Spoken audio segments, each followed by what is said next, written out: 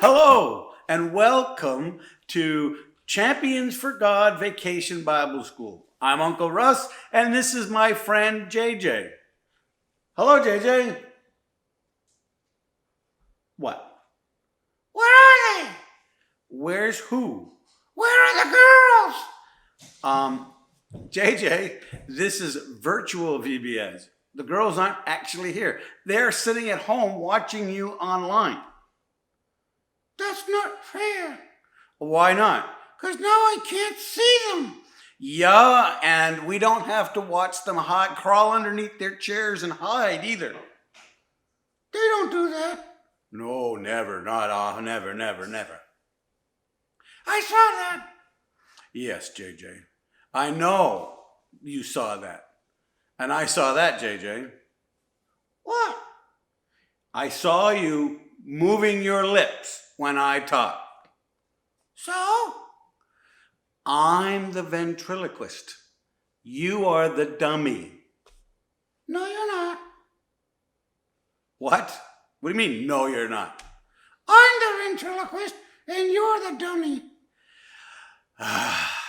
JJ, would you please just tell us what you're doing this summer? Oh, that's cool.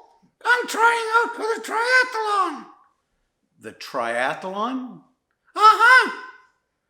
Isn't that the one where you bike, swim, and run? Uh-huh. And I'm practicing. You're practicing? Uh-huh. Yesterday, I got Rosa-Leigh to chase me all the way to the post office. All the way to the post office? But wait a minute. That's only a little over a mile. Or a little more of a kilometer, actually. Well, how far is it you have to run? 3 kilometers. Well, that's only a third of the way. And what happened when you got there? I was tired. Yeah? But she didn't catch me. Ha ha ha.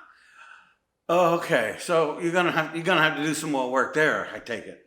No, I can do it. I'm gonna make the team. You're gonna make the team? How come?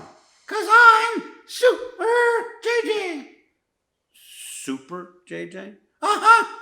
A champion. JJ, if you can't run more than a kilometer without being all tuckered out, how do you plan to make it all 3 kilometers of the run? I'm gonna work hard. Well, I hope you do work hard. How you doing on the bike? Yesterday I went for a bike ride. Oh yeah? Where'd you go? The park. Wait a minute. Isn't the bike section 7 kilometers? Uh-huh. Well, the park is only 2.5 kilometers from your house. Oh, I guess I'll have to do it more than once. Yeah, like 3 or 4 times to, you got to build up stamina. Because if you're going to run, bike, and swim. Oh no. What? I don't know how to swim. You don't know how to swim? Well, what are you going to do? You can't make the team if you can't swim. I'm going to the pool. The pool? Yeah, they opened up last week. Oh, right. The pool's opened up last week. So you're going to go to the pool and learn how to swim. Uh-huh, the doggy paddle. You're going to swim 300 meters in the doggy paddle. Most people hardly make it that across the pool. Never mind, 300 meters. Is that very far? Yeah, like 3 times the length of a soccer field. Oh, that far, huh? Yeah, that far. I think you need to work harder and practice. If you're going to make the team, it's not going to be just easy like you're going to be making the team because you're Super JJ. You're going to have to work hard. You're going to have to bike more than 7 kilometers, even so that when you get on the bike, 7 kilometers is a very short distance to you. How far do I have to bike? Oh, let's see, I would say maybe 10 or 12 kilometers maybe. And do it as fast as you can so that when you do 7 kilometers, you won't be exerting all of your energy. Oh. Will you swim for me? No, it's a triathlon, meaning you have to do all 3 events. Can one of the girls swim for me? No, JJ. And I think you need to listen to today's story. Because today's story is about a lady who really, really understood what it meant to have faith and to work hard. In fact, she trusted God for everything. Not in herself, not in her abilities. And by the way, if you're trusting in your abilities to get on the team, I don't think you're going to make it. What are you doing? Hello? Hello? What? Where are the girls? JJ, I think you need to go back into your bag and listen to today's story. Can I sit next to a girl? There's no girls here to sit next to. Forget it. I'm not sitting next to Rosa-Leigh. She's my sister. Yuck. Say goodbye, JJ. Goodbye, JJ. Oh, you're incorrigible. Hello, I'm Uncle Russ, and this is Champions for God Vacation Bible School. This is exciting. I can't wait to show you what's going on this week. We're going to be talking about the champions from the Bible. Sort of like superheroes in the Bible. Yes. They don't have superpowers like they do in comic books, but they do super great things, and some of them are even kind of supernatural. But let's start with what I have in my hand. You want to find out? Nah, let's forget it. Of course you want to know what's in my hand. I bet you're trying to find out. Are you ready? I'm going to open my hand and it's going to fall down. Ready? Yes, it's a red rope, or a scarlet cord as it's called in the Bible. And this, or not this scarlet cord, but a scarlet cord, a scarlet rope like this one, actually saved people's lives in the Bible. The story of Rahab. Rahab was an amazing champion for God. She was a woman. Wait a minute. I'm getting ahead of myself here. I need to tell you the story from the beginning, or, well, it won't make sense. So let's start at the beginning. Not the beginning of the Bible, because that would take us 3 days to catch up. But from the beginning of this story starts with the new leader of the children of Israel, Joshua. And Joshua had been wandering in the wilderness with the rest of the children of Israel for 40 years. And they were finally got to the point where they were kind of come and receive the blessing that God had offered them and promised them in the land of Canaan. But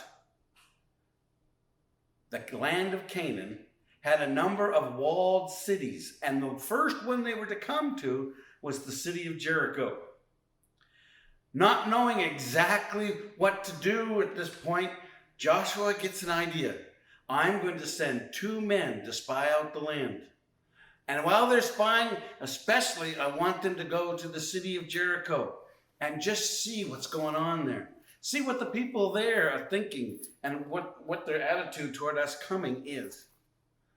So Joshua got ready and he sent the spies out across the Jordan River and out into the land of Canaan.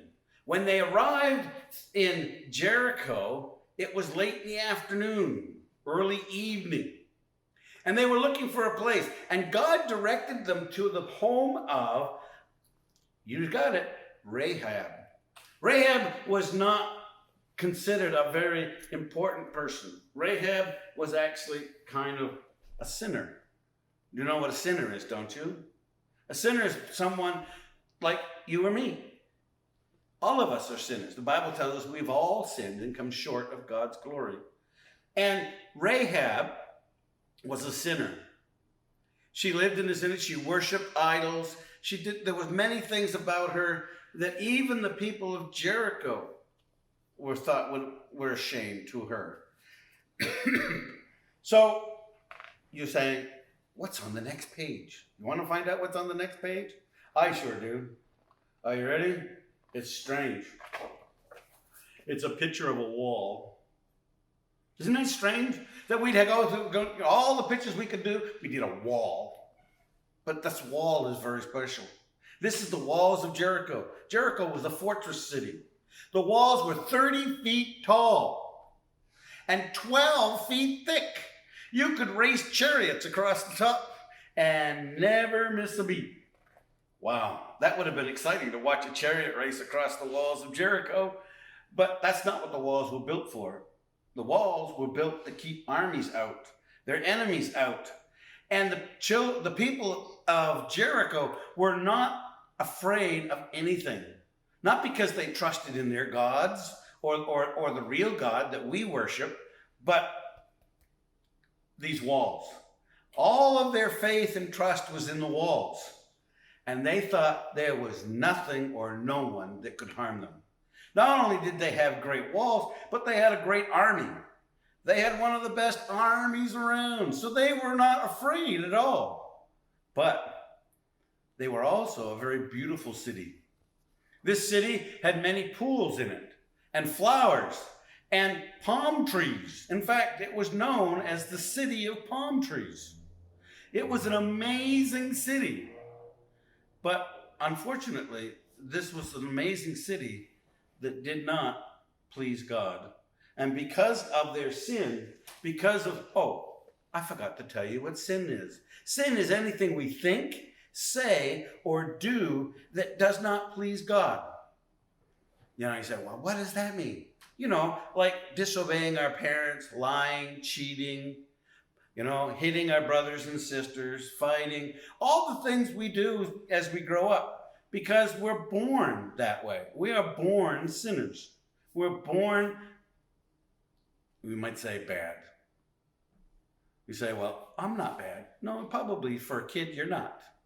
Most kids aren't really bad, but we're all sinners because we do bad things sometimes.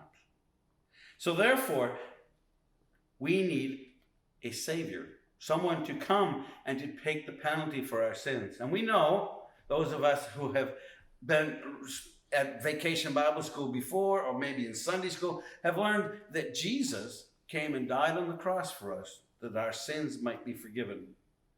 And because of that, we don't have to worry about the fact that we're born sinners, because Jesus can change all that. And we're going to see that in the story of Rahab. Now, Rahab, the two spies went to Rahab's house. And as they went in, they were planning on staying the night and leaving the next day. But the king found out that they were there. Not only did he find out, but he was sending his guard, his soldiers, you might say, policemen, to go and to capture the two spies and to bring them back to the castle. Well, Rahab kind of figured that was coming. So she took the two spies up on the roof of her house and hid them under some flax. Now, if you can see there, flax is kind of like hay or straw. And she hid them under that so that they couldn't be found. Then she went back downstairs into her house where their soldiers were already banging on the door of her house. Could you imagine what she was feeling like? I bet her heart was racing like crazy. And she answered the door, and they said, Rahab, we know you have two spies here. She said, I don't know where they came from. I don't know. And yes, they were here, but they've gone. They left trying to get out of the city before the gates closed. Because, it is getting dark now, and they needed to get out before the gates closed, I guess, because they found out you were coming. If you hurry, you can catch them. And the king's guards, instead of coming in and searching Rahab's house, turned around and ran for the gates. They went right straight through the open gates and ran right out into the wilderness, looking and seeking the spies. Rahab returned to the roof where the spies were hiding, and she began to talk to them. She said, I have done you a favor. I have saved your lives. Will you save mine? You see, Rahab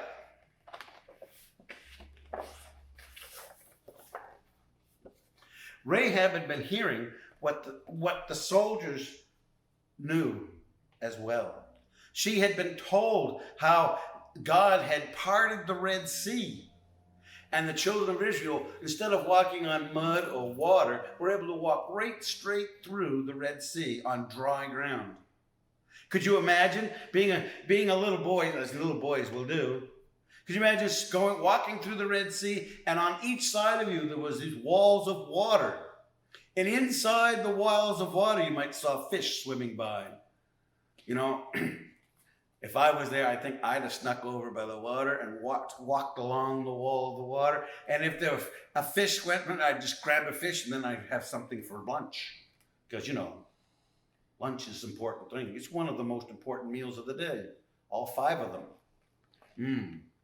So Rahab was there, and she was telling them, I believe your God is real. I believe your God is the God of the air, the God of the ground, and God of the universe. I have seen and heard what he has done for you, how he delivered you from Egypt, how he provided for you in the desert for 40 years, how he protected you from the kings on the other side of the Jordan, and how because of him, you devastated Sihon and Og. And those kings were just completely destroyed by your God. And I've watched and I've heard about all these things. And she said, I believe. I believe in your God. I believe he is the real God. He's not an idol. He's not a piece of wood or a stone, but he's real. And I want to serve him. And I'm saving you because of him. Well, wouldn't you know? She also had a plan. It was her plan that saved the lives of the spies. First, by sending the guards away. And now she needed to get them away and find a way to get them out of the city without being captured. She was a very smart woman. She took them back down into her house, and as I said earlier, the walls of Jericho were 12 feet thick. Part of the walls actually had rooms in them, houses in them. And the Rahab, being kind of an outcast in the community, lived in the wall. And that was a good thing for her, because now she could take the red cord from the story. And this is how the red cord saved lives. The first 2 lives that this red cord saved was the spies. Because she tied this red cord on inside the house, and she let the spies down out of her house, out through the window in the wall of the city by the red cord. And she said, when you come and God delivers this city unto you, will you spare me and my family? Because she was concerned about her mom and her dad and her brothers and sisters, and maybe even some of their children. And she wanted them all to be safe. And the spies said, yes, you saved us, you spared us, and now we will spare you and your family. If you are inside your house and the red cord is dangling outside the window as it is now, you and your family will be safe. But if they leave your house, they won't be safe. We won't be able to protect them because we won't know them from anybody else. And she agreed. So the spies went down the rope. And she also told them, don't go home. Go into the mountains and wait 3 days in the mountains. And after they've stopped searching for you, then leave the mountains and cross back over the Jordan River, and you'll be safe with your people. But please remember your promise. I'm trusting in God that He will deliver my family.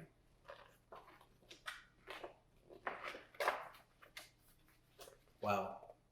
The scarlet cord. Do you know that many people believe that the scarlet cord travels through the entire Bible, from Genesis right through to Revelation, through the Old and New Testament, all the way through. And the scarlet cord starts out by telling us that we're sinners. As we talked about earlier, all have sinned. It's not just some people, but all people have sinned. And you know, one thing we know about Rahab is she believed. She believed in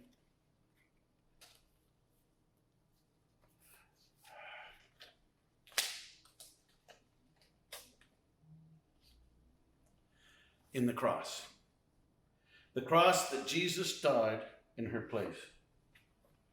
She believes that although it hadn't happened to this, she was looking forward to the cross where Jesus died on her behalf to pay the penalty for all of her sins.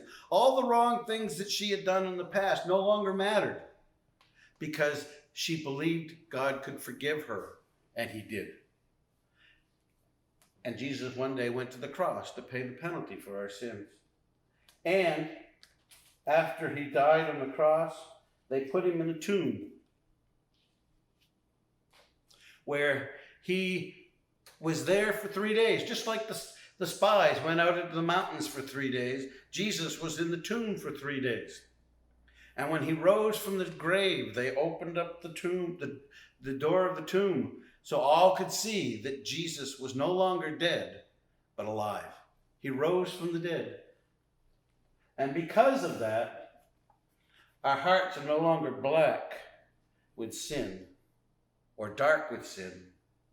Now they are white, clear, without sin, and no longer do we need to worry. And that's what happened to Rahab. She was a sinner, and now she was one who had a clean heart that Jesus had fled. You know what happened? It's amazing, this story. Because for 7 days, the children of Israel marched around the cities of Jericho. For the first 6 days, they would come out and they led the Ark of the Covenant with half of their men, and then the Ark of the Covenant was in the middle, and then half the rear guard came and followed. And every day for 6 days, they marched around the city once and then went back to their camp. On the 7th day, they marched around the city 7 times. And then the priests blew their trumpets and the men screamed. And the walls of the city of Jericho came tumbling down. And Joshua sent the 2 spies to go to Rahab's house and see that no harm would come to them. And Rahab's whole family survived and lived because she had placed her faith in God. And you know something? God wants us to put our faith in Him. He wants you and me to give up our sin, to follow Him, accept Jesus and what He did on the cross for us, and know that He wants to cleanse our heart and make us one of His. Rahab went and lived with the children of Israel, and she became a very special part, because without her, we wouldn't have Jesus, because she was one of His great ancestors. Rahab is our champion for today. The champion that God wants us to be. All because she had faith and trusted God completely. Thanks, boys and girls.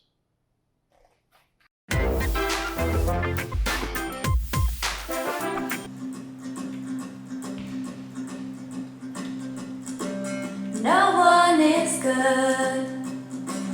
No one is holy before God. I need someone to cleanse me. No one is pure. No one is righteous in your sight. I need someone to save me. But I'm so glad you died and rose again for helpless sinners like me. What a mighty, mighty Savior you are. What a mighty, mighty Savior you are. You can wash away my sin. You can change my heart within. What a mighty, mighty Savior you are. Sin is too strong for me to conquer on my own. I need someone to help me. I am too weak. I cannot change my evil heart. I need someone to save me. But I'm so glad you died and rose again for helpless sinners like me. What a mighty, mighty Savior you are. What a mighty, mighty Savior you are. You can wash away my sin. You can change my heart within. What a mighty, mighty Savior you are.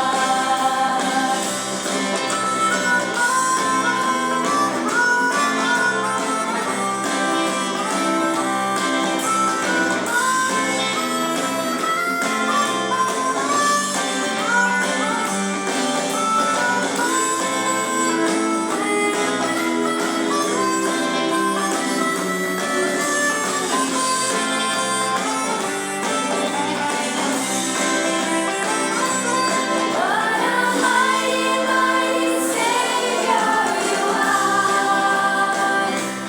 What a mighty, mighty Savior you are. You can wash away my sin. You can change my heart within. What a mighty, mighty Savior you are. What a mighty, mighty Savior you are.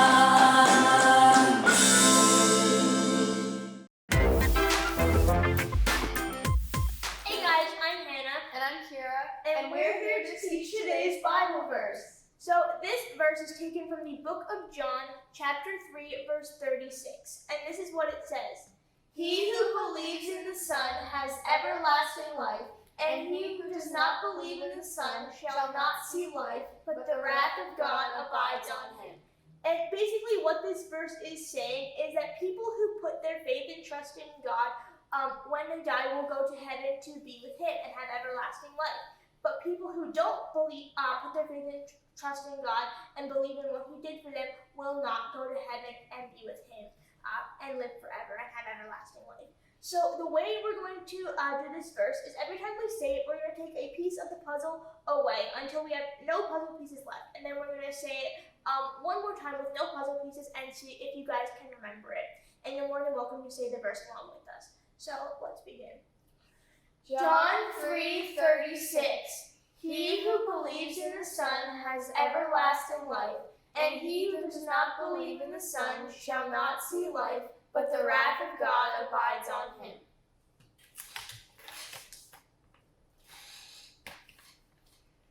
John 3:36. He who believes in the Son has everlasting life, And he who does not believe in the Son shall not see life, but the wrath of God abides on him.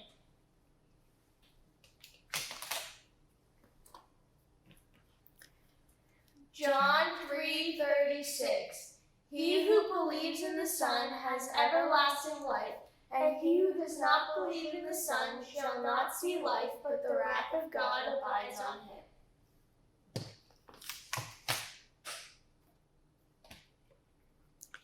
John 3:36.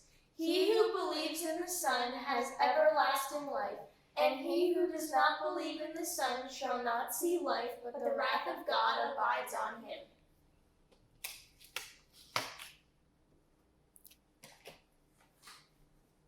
John 3:36. He who believes in the Son has everlasting life, and he who does not believe in the Son shall not see life, but the wrath of God abides on him.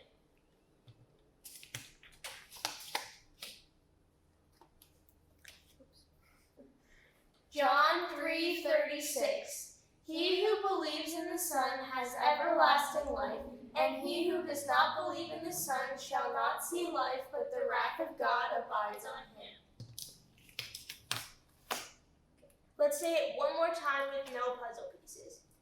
John 3:36. He who believes in the Son has everlasting life, and he who does not believe in the Son shall not see life, but the wrath of God abides on him. Good job! Woo!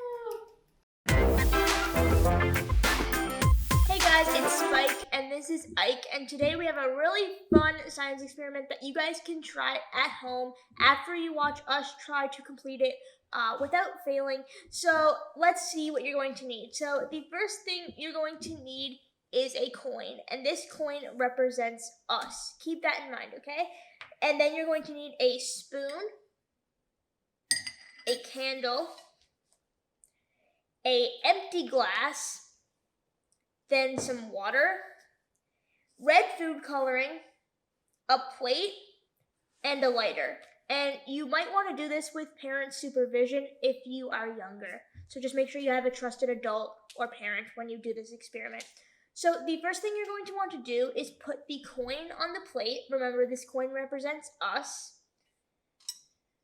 Then you're going to want to pour the colored water onto the plate. So put some red food coloring into the water and then pour it on the plate.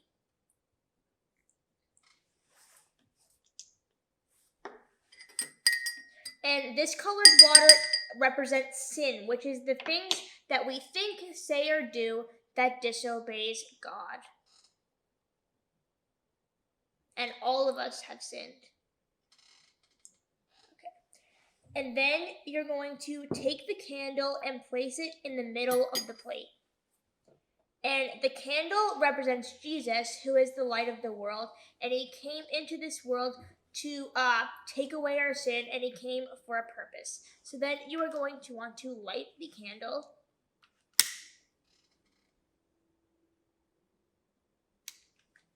And then take the empty clear glass and place it onto the plate over the candle.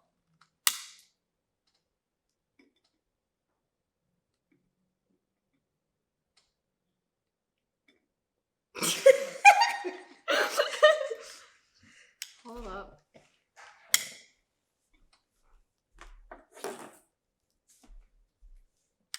See, I told you we might fail this. Alright, so now take the empty glass and put it over the candle and watch what happens.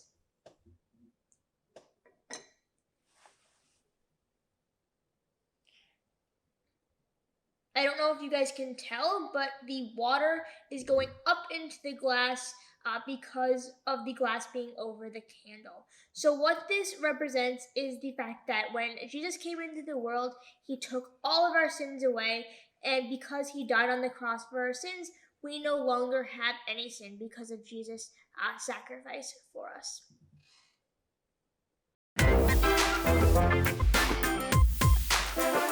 Okay, so guys, this week, we're going to be learning about a young boy from Korea. His name is Young Ki, and we're also going to be learning about his little sister.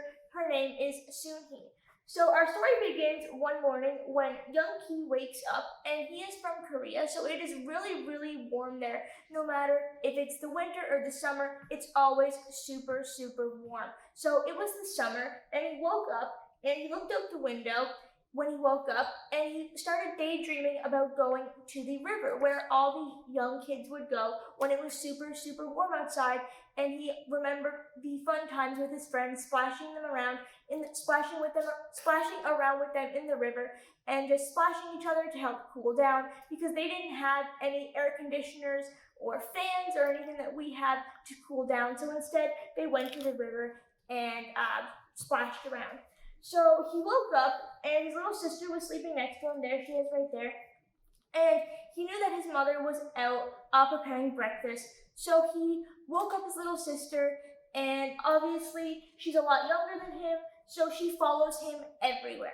He is her best friend, and she wants to be around him all the time. So he helped her get ready for the day, and then he heard his mom call for breakfast. Next page. So after they got out of their night clothes, which was just like normally a nightgown or something like that, because it's super, super warm, so they don't wear pajamas like we do. They normally wear like a night dress or something like that. They got their shorts and t-shirts on, which is what they wear when they're working out in the fields, like Young Ki does. And so they all got ready and went out for breakfast. And sometimes when it's really, really warm out, they will eat outside their house on a little platform like this. So since it was really warm that day, they went outside. So their mom put all the food down on a table, and normally their breakfast consisted of rice and other kinds of vegetables and herbs that they've grown from their garden. And then they made it into like a soup, so they put some broth in it as well, and it was like a vegetable breakfast soup. So she told Young Ki that Young Ki's mom told him that she had to go to the market that day to sell some of the vegetables that she had grown, because that's how she made money to provide for them.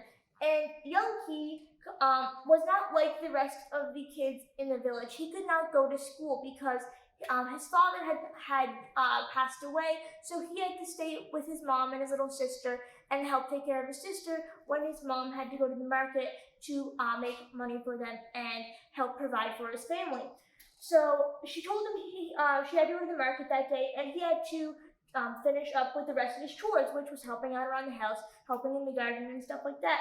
So he said, okay, and then after breakfast and after they all got ready, he helped his mom put the big basket of vegetables on her head, and then he waved goodbye and went to do his daily chores, while his little sister climbed back on the platform and started playing with some sticks and rocks and stuff. And after Young Ki had got all his chores done, he was super, super tired. So he went back onto the platform. He made sure his sister was okay, and then he fell asleep because he was super tired, because it was also still really hot out as well. So when he woke up, it was nighttime, but it was still really, really warm out because as I said, in Korea, it's always warm. So he woke up, and it was a little bit cooler now, and it was darker outside now. And so he called out for his mom, because normally his mom would be home from the market by now. And he called out, "Mommy!" And nothing happened, no response. And then he called out louder, and there was still no response. So then he started to get a little bit worried. So he went and checked on his sister, who was still playing on the platform. Next page. So then she asked where their mom was, because she would normally be home by now. And he said, "I don't know. I'm sure she'll come. Let's just wait a little longer." And then she said, "But I'm hungry." So he got the rest of the food that was left over from that morning's breakfast and put it in a bowl for her. And then they both ate their supper, and Young Ki was getting more and more worried about his mom. So as the night went on and she still wasn't home, they decided to go down to the bus station and the road that led to the market. So when they got there, there was people getting off the bus, and there was a lot of people. And after a while, they still hadn't found their mom, and eventually the last person got off the bus, and their mom wasn't there. So young Key was very, very, very scared, but he didn't want to let his sister see that he was scared or sad. So he put on a brave face and said, I'm sure she'll be back soon. Let's just wait a little bit longer for her. But then they saw Grandfather coming down the road. And Grandfather is the oldest man in their village. So they are taught to respect him and do whatever he says. And you do not listen to him because he is the oldest. You have to listen to what he says. So he saw the two kids standing there by themselves, and he asked, what are they doing there? And they said, we're waiting for our mom. She hasn't come back from the market yet. She left earlier today, but she's still not back. And so he told them, it's no place for you guys to be out here by yourself. Go back home, lock the gate, and wait for your mom to return. So they didn't disobey him. They immediately listened to him and went back home. And it was now really, really late at night. So young Key's sister fell asleep. And he just laid there thinking about where his mom could be, and he got really, really nervous. And young Key went to church with his mom on Sunday, so he was taught to pray and taught to pray to God when you're very scared or nervous. So he knelt down by his bed and he prayed to God, and he said, God, I was taught to pray to you when I'm nervous or scared. I don't know where my mom is. She should be back by now, but she's not. Please help her to return to us, and please keep her safe. And then he laid down. He had a hard time falling asleep, but eventually he laid down and drifted off to sleep. And then the next morning he woke up and opened his eyes and listened for a sound, and you guys will find out what happens tomorrow. Okay, boys and girls, it's day one, challenge one. And for a minute to win, Kira and Hannah are challenging each other to move 20 Skittles from one plate to the other. And you can find a friend or family member and try the same thing. And you can only use your straw, no hands. Okay, and they're going to start the timer.